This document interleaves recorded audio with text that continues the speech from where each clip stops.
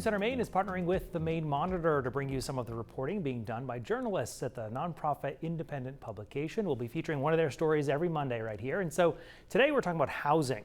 In September, Maine will end a transitional housing program for asylum seekers. While leaders for local organizations say the number of asylum seekers has gone down, they're still worried that these cuts will have a big impact. Here to talk about this topic is Stacy Zhang, a reporter from the Maine Monitor. Thanks for being here to talk about this. Thank you for inviting me here. So let's first talk about, so we have an understanding of the programs that are provided through this. Yeah, so the transitional housing program provides temporary housing and food for asylum seekers. And they also provide a lot of the services that are specific to their needs, including assistance for finding jobs and securing rental housing, legal assistance sometimes. So a lot of these services that are addressing their needs. And it's unique to asylum seekers because a lot of these, because federal law requires that they cannot work legally for 6 months after they first filed their asylum application. So a lot of these asylum seekers are in limbo for a little while because they don't have the money to pay for housing and pay for their basic needs at the beginning.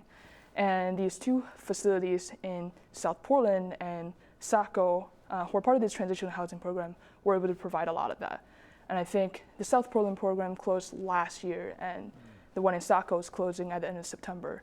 And I think in total, the two facilities served nearly 1,000 asylum seekers since 2022. So this is a kind of a key hub for people arriving here to just meet some basic needs. Yeah, 100%. So why then is Maine scaling back or stopping these programs? Yeah, so one of the main reasons that this is happening is because this program was funded through a one-time state grant in 2022 called the Emergency Housing Relief Fund.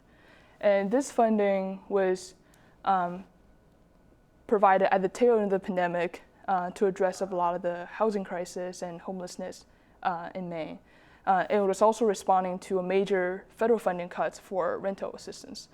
And so because that money is expiring, the state legislature would need to replenish those funds in order for the program to continue the leases and the contracts for those services. And the state legislature basically decided that they're not going to do that. And they've cited both budget constraints and fiscal decisions at a state level in Augusta, but also the decline numbers of arrivals of asylum seekers into Maine. Both change of the needs there.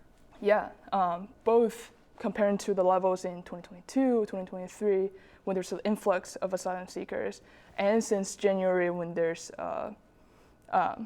new policies being implemented by the Trump administration in the southern borders. So if this program does go away because the money has expired, that has run out there, what other, if any, services are available for asylum seekers that show up here that need those? Yes, so there's in general not a lot of infrastructure built in place for asylum seekers in the state.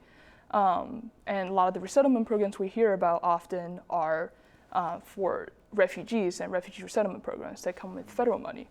And the main funding available to asylum seekers is general assistance, which is funded both by the state and local municipalities to fulfill a lot of the needs, basic needs for people who live in Maine, which include asylum seekers.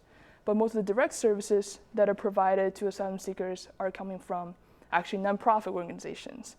For example, Hope Acts, which is an organization based in Portland, help with provide some housing and some walk-in services that are specifically helping asylum seekers. Community Housing in Maine also provide some housing for asylum seekers who are pregnant women and their newborn children. And so a lot of these resources are pretty scattered and limited, but they do exist. And asylum seekers often hear about these resources either through the General Assistance Office when they apply for that, or just from word of mouth in their local community. It always seems so layered and complicated when we are talking about the state money, federal money, programs ending. There's always a big shift there. Yeah.